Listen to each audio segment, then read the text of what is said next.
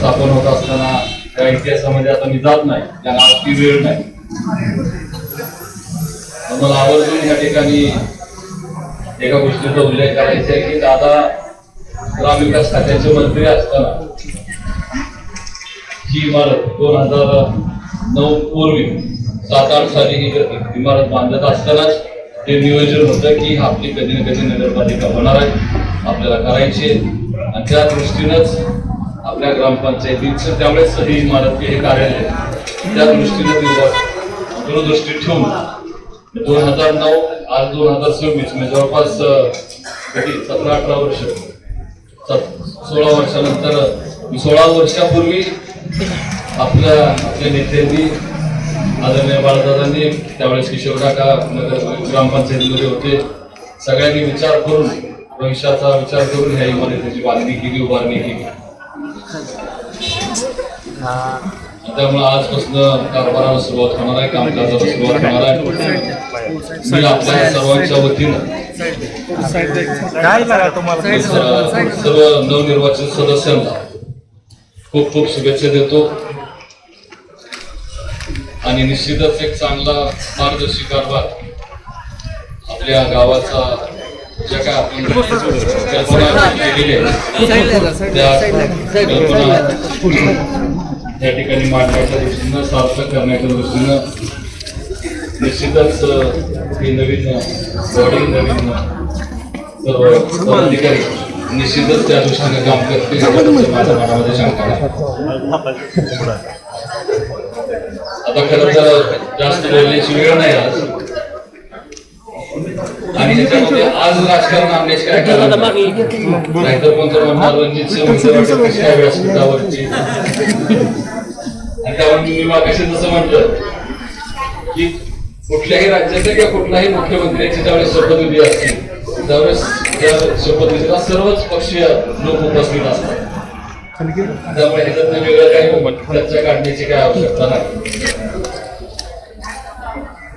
मी आवर्जून पहिल्याच दिवशी मला एकदम सांगायचं की 2-3 गोष्टींवरती लक्ष आपण गावकरी म्हणून आपण नागरिक म्हणून आपल्याला देण्याची आवश्यकता आहे. मग पदाधिकारी काम करतीलच, आवर्जून मला सांगायचं कामच राज्याचे मुख्यमंत्री आदरणीय देवेंद्र फडणवीस साहेबांच्या माध्यमातून आपण आपल्या गावासाठी म्हणून रस्त्यांचा असेल, गटरीचा असेल, अंडरग्राऊंड ड्रेनेज असेल, ह्याच्यासाठी म्हणून आपण पैसा आणला, पैसा उभा केला आणि त्याची कामं देखील सुरू झालेली.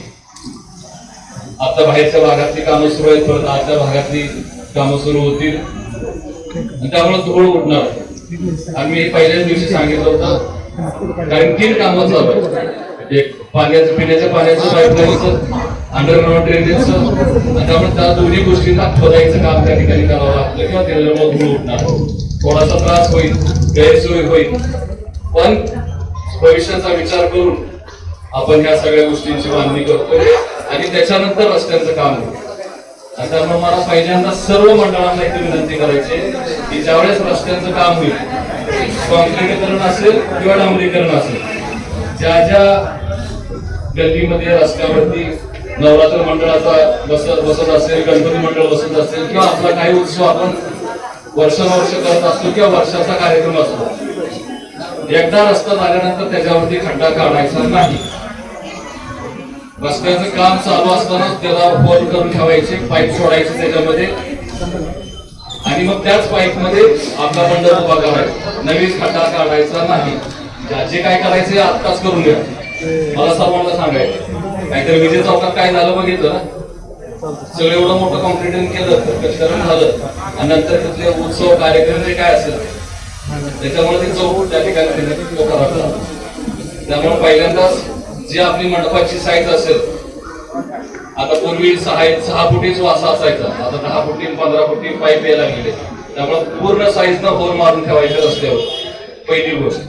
दुसरी गोष्ट म्हणजे विनाकारण नळ चालू राहील असं पुन्हा माझ्या दारातलं नळ चालू आहे राहता कामाने, आणि दुसऱ्याच्या दारात जरी नळ चालू असला आणि आपल्याला दिसला चालू आहे तर आपण बंद केला पाहिजे, पाणी वाया घालवायचं नाही. तिसरी गोष्ट, आता हे झाल्यानंतर पुढचा नगरपालिकेसमोरचा आपण जो उत्सव साजरा केलाय तो कचरा कोण उचलणार? तुमच्यापासून सुरुवात होते. कचरा गावात शक्यतो करू नये. मी माझी वैयक्तिक सवय सांगतो, गाडीमध्ये कुणी खायला काय दिलं, चॉकलेट दिलं किंवा काय असं तर मी कचरा कागद कधी बाहेर टाकत नाही, गाडीत मी खाली ठेवतो आणि घरी आल्यानंतर मग साफसफाई केली जाते. चौथी गोष्ट म्हणजे जे मागच्या आपण हे निवडणूक व्हायच्या अगोदर जे आपण वाहनांचं ट्रॅफिकचं जे आपण प्रचार केला, एक 2 दिवसच प्रचार झाला. त्याचे पोस्टर देखील शिवबाबांनी सापडून ठेवले होते, पण ते आचारसंहिता लागली त्यामुळे ते काढले लावले नाही. आणि त्यामुळं ट्रॅफिकची शिस्त गावाला पाहिजेच सगळ्यांची. माझ्यापासून मी सुद्धा माझ्या ड्रायव्हरला सांगितलं, गाडी कुठेही विनाकारण उलटी सुलटी चालवायची नाही. नाहीतर रणजितदादा ड्रायव्हर आहे म्हणून कशी कुठं लावली आणि कुठेही पार्किंग केली चालणार नाही. ज्यावेळेस सिग्नल आपल्याला दादांनी आपल्याकडे गावात सिग्नल लावले त्यावेळेस मी सगळ्या ड्रायव्हरचं सांगितलं, सगळ्यांच्या दादांच्या ड्रायव्हर सहित म्हणलं, तू दादांचा ड्रायव्हर आहे म्हणून सिग्नल तू उचल म्हणतो, सिग्नलवर थांबायचं. त्यामुळे शिस्त पाळायला वाहतुकीची कोंडी होत चाललेली आहे, वाढत चाललेली आहे. सोमवारच्या दिवशी अधिक अडचण होते.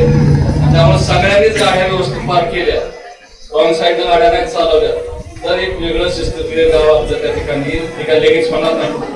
ही सततची प्रॅक्टिस आणि रॉंग साईडला जाण्याची जी पद्धत आहे, विशेषतः रिंग रोडला बायपासला उगाच इथलं इथं जायचंय म्हणून ते म्हणजे इथं 20 फूट जाऊन युटर्न मारता येतोय, पण इथनं 100 फूट उलट्या साईडनं गाडी चालवतोय असं मला दिसता कामा नये. आणि सर्व नगरसेवकांना मला विनंती करायची आहे की असं गाडी चालवताना कोण दिसलं तर तुम्ही थांबून त्याला हटकायचं, तुम्ही सुद्धा हटकणार. आणि ज्या ज्या गाड्या रॉंग साईडला चुकीच्या मोटरसायकली कशाही पार्क केलेल्या असतील, गाडी असेल कुणाची का असेल, मी त्याचं नोटिंग करणार आहे आणि नगराध्यक्षांना पाठवणार.